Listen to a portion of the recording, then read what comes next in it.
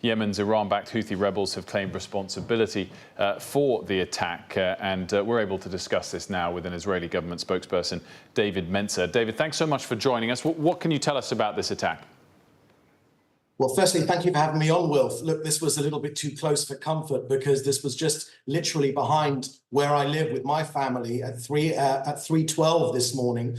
My wife and I were woken up. Not only was the room shaking, but a massive explosion, the sorts of things that you see in Marvel movies is the only thing I can compare it to. We were attacked last night from the Houthis, a terrorist organization not only here in Israel, but also in the UK. They're after us. Unfortunately, if only they were just trying to support the Palestinians. They're not.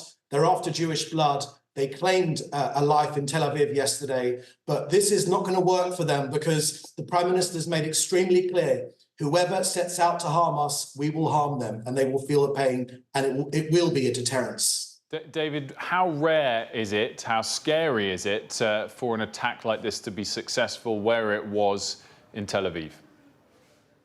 Look, Wilf, Israel has an extremely impressive array of defensive technology to take care of these sorts of things. And we're getting sometimes 90, sometimes 95% of success when it comes to these sorts of attacks. This one slipped through, which made it all the more shocking. But let's not forget, this attack came just meters away from the branch office of the US Embassy here in Tel Aviv, not in the embassy itself, which is in our capital in Jerusalem, but their branch office here in Tel Aviv.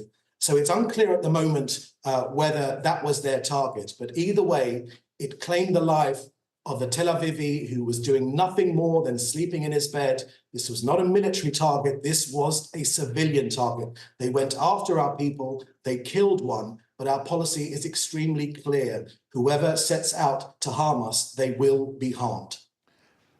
Can I just ask, you mentioned the Prime Minister there. He was due to go to New York, to Washington, excuse me, to meet with President Biden. Many reports that meeting is now off. Can you give us an update on that?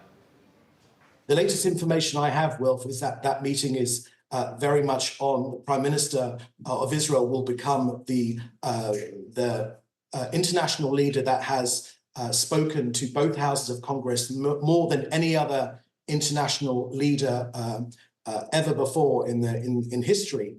And it's a very important relationship that we're shoring up here, this US-Israeli relationship. It's a bipartisan relationship. President Biden has stood side by side with this country.